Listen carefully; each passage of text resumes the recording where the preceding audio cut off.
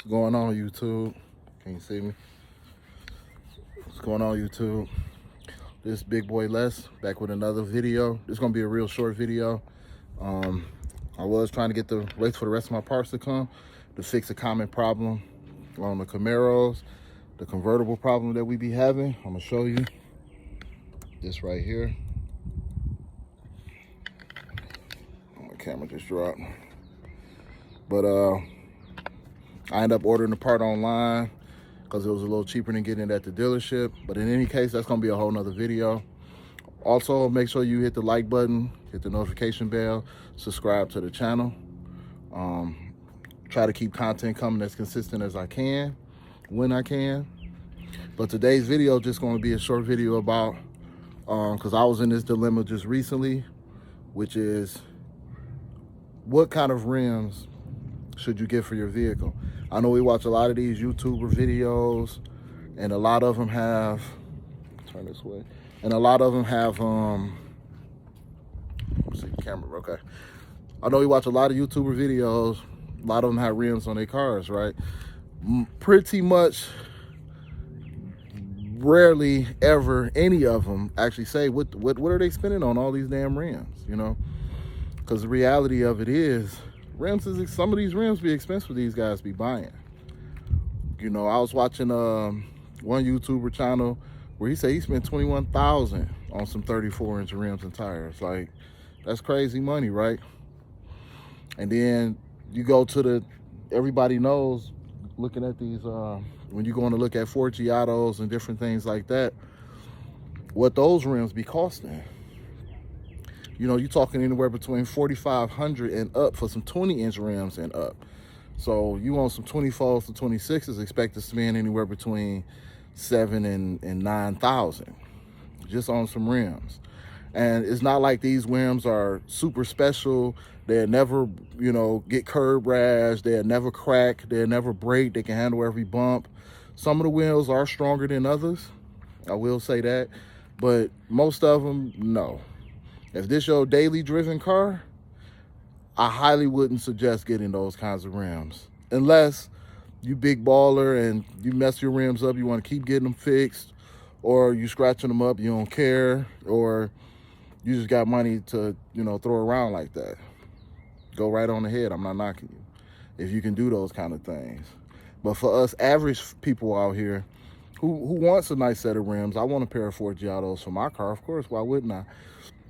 But when I start thinking about it, do I really want to spend, you know, $7,000 on some rims and tires, which would have been just some 24-inch rims and tires for my vehicle? When, if you factor in what can you, not even me, but what can you do with $7,000 outside of just riding on them and having your car looking good? And then you got the factor of not just the price, but the sizes of the rims that you're choosing. Right now, you know, like Florida, a lot of different places, big rims is in, right? You know, I feel that, especially for them young cats. I'm 40 now, so my super big rim riding years is behind me. You know, it's about investing at this point in my life. But I can understand, want to look good, you want to shine, or it's a car show car. You know, you building a vehicle just to be riding around in it, or going to car shows and winning awards. Now, this is my questioning. You know, people be building cars to win awards. Do cash come behind them awards? You know, you dumping $100,000 into a car and they giving you an award for it. Are they giving you cash for winning? Chances is no. These cats be having 10, 20 awards in their career for the cars that they built, but they not getting no money for them awards. But they are getting recognition. Now, if you are a shop or a business and this is your business, to build these kind of cars, to draw customers to you, to kind of exploit what you can do to people, because I've had a shop before and I got a lot of business off building people's engines or building people's cars, and they showing their friends, or they taking them to these, you know, car meets, and people questioning, damn, who did this, who did that? So it was great advertising if you are a business person. It's like advertisement for you. But if you're not, if you're just somebody who, you just like cars, you like building cars, I mean, that's cool to do, but you got to factor that stuff in. Us normal people, I like cars too. How often I go to a car show? Rarely ever. Have I ever entered any of my vehicles in a car show? No. All of my cars, in my opinion, I don't build, I don't try not to build no show car. My cars I drive. Which brings me to the whole point of this video. Like I was saying with the, what kind of rims should you buy? Now, when you ask yourself this question, what you really need to consider is, what are you trying to do with your vehicle? Are you building a show car? Are you building a performance-driven car? Are you, you trying to pull some chicks with your car? I mean, what are you trying to do with your car? You trying to impress people? Trying to impress these guys? What are you doing with your car? So before you go out and just cash out on some rims, I want these, I want this, it's gonna look good. Because a lot of these cats, I know plenty cats who go out and they buy these expensive rims because they got the money at the time to get them. And a month or two later, the rims probably still be in decent shape, but what they doing, they selling them boys. Like, they almost regret even buying them, because some people have that fixation that buying these rims, buying these expensive things, it'll make you feel differently, but it's just a momentary thing. It's not going to change a whole lot in your world just because you got some 24 or some 26 or some 32-inch Ford Giottos on your vehicle. It's not, you may get a little bit more attention, maybe, but it's not going to change a lot in your world. Money just not going to start falling in your pocket because you just spent $10,000, $20,000 on some rims. Us normal people. Now, if you got it like that, you got it like that. I'm not knocking it. I had it like that when I was younger. I probably would be doing those same type of things. But eventually you grow and you're supposed to get to a point in your life where you want your money, your hard-earned money, to make money for you. That's the goal. Now, you get rich, hey, you can throw whatever on your vehicle, because they fuck up, you can just go buy another pair the same day. It's not no big deal to you if that's how you choosing to spend your money. Which I'm not trying to tell anybody how to spend their money. I'm just trying to encourage and educate the youth on what to think about when they're buying these expensive rims. Now, if you have a performance-driven vehicle, sports cars, you see everybody with Chargers and Hellcats and Red Eyes, SS's, Mustangs, all this stuff, and you talking about putting really anything bigger than 24s, all the comfort and the performance and the power is out the window. You losing a lot of that, and you bringing more wear and tear on your transmission. Believe it or not, you are. And you bringing more wear and tear on your suspension parts.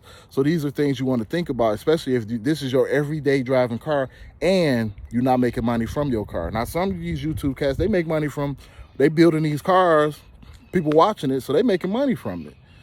But that may not be you. If you just got a vehicle, even if you're trying to get in the YouTube game, trying to start off where guys that took them years to build platform, it's not a wise thing to do.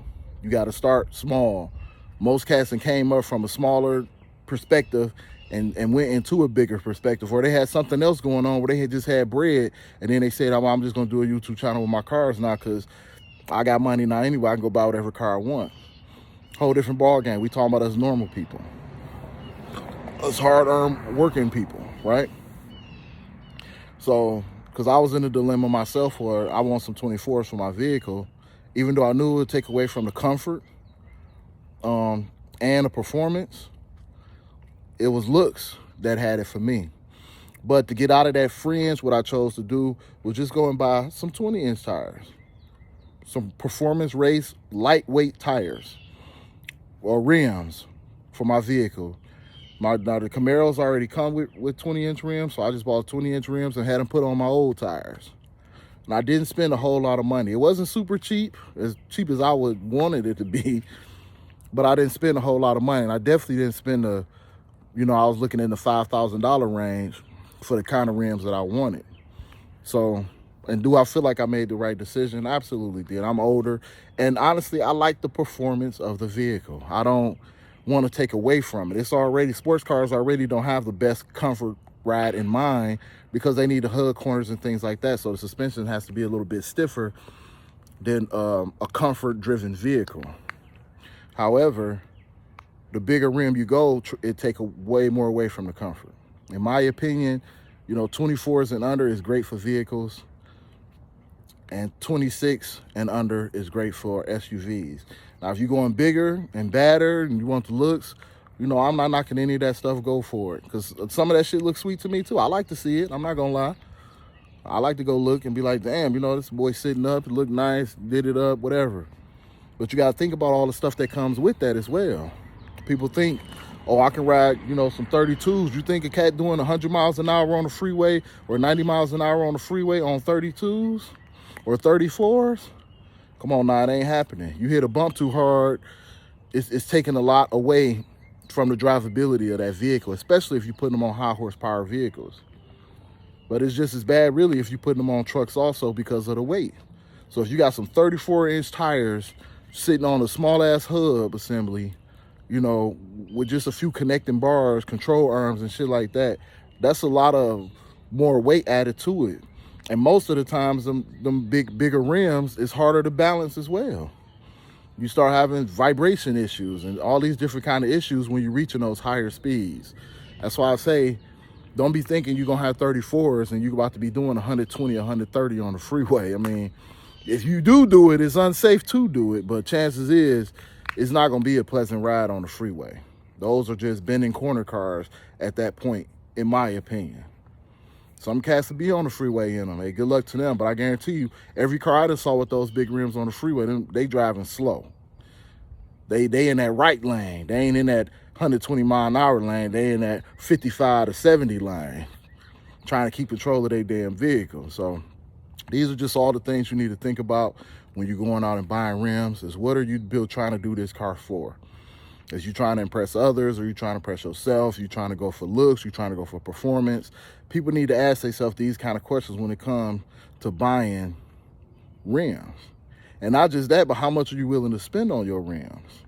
Get what you can afford and what you're comfortable with. Because surprisingly, you can get a nice pair of inexpensive, not top of the line wheels that'll look just as good, perform just as good, get you the same results that you was trying to get, but for less money. So a lot of these young people, man, just think about these things when you're going for it, because there's people out here who try to rob and steal for these 4Gs and all of this kind of stuff, stealing rims off cats' cars because they know they cost. Now you can't even, you can't drive to the movies with your car sitting on 32-inch 4G autos. You know what I'm saying? How comfortable is that going to be when you know somebody would be willing to steal them because they know them rims worth $10,000? They going to just push off with the whole car. Somebody else, sell them to somebody else for half. You know how it go. You know, them cars, that's why I say at a certain point, them cars not even meant to be driven out on a daily basis. So you got to understand, is this my daily car? Is this my bend corners and stunt car? What is it? If it's your daily driver, please make the right decision. But this was just a brief vlog on me, talking about what things you should think about when you try to buy rims for your vehicle. I love rims on vehicles because it really bring out the car. I'm gonna show my car in a second because I just bought some aftermarket wheels for mine. Inexpensive, like I said, I just went right back with the 20 so my car can perform just the way it was before. That's why I like using OEM parts, because I want to maintain that performance. And I don't even have a ZL1, it's just the SS. ZL1, that's a whole nother 200 horsepower monster right there. Far more than I need. Keep me out of trouble, right? And out of them courtrooms with them tickets. Keep my license intact. But in any case, it's a big less. I'm gonna go ahead and flip the camera around, show you how the car looks now. Let me know if you like it. If you got any comments, comment on it. You got any questions, go ahead, feel free to ask. Don't forget to hit that subscribe button. It's in the left-hand corner. Let's keep the channel growing. And I got a good vlog on a how-to fix for all you convertible top owners who've been asking me about that. As soon as my part come in, I'm gonna make a video on that and show you how to fix this common issue on many convertible tops. And my car only got 45,000 miles on it, and I done had both sides go bad. So it's a common problem that people have, and I know you want to know how to fix it, where the parts go, where to get the parts from, how much should you pay. I'm gonna have all of that in my next video. Peace. Now this is the end of the video. There's just a brief look at the vehicle. And as you can see, I pretty much just got a race wheel. That's all it is, a race design wheel. Chevy makes one very similar with the Chevy symbol in the middle, but of course, they want an arm and a leg for it. But this is the 20. These rims really blended in with my paint. I mean, I know it's hard to see, but the inner parts of there is black and the outer is almost the same color as my vehicle. My vehicle just one shade, maybe one shade darker, but you really can't tell unless you right up on it. But that's how it came out. And my car looked just as good. I got the looks that I want, and I still get to maintain my performance. Now, I may go bigger further down the line if I start getting bored with my vehicle, because I think any car enthusiast at some point gets bored with their vehicle. So you make upgrades to it, you change things on it, etc., etc. I done made a lot of changes to this. I'm going to upgrade my stereo system a little bit more. I plan on upgrading my engine once I reach about 70,000 miles on here, or maybe in the next year or so, to make sure I take full advantage of my warranty, my factory warranty. But this is just to show how my vehicle turned out. It's all beefed up and washed up. And those are 10.5s in the rear, 9.5s in the front. No stick out. Like I say, pretty much back to stock. And it looks really good. At least I think it looked really good. I got more stuff I'm gonna add, but for now, this is it. So this Big Les signing out in a minute.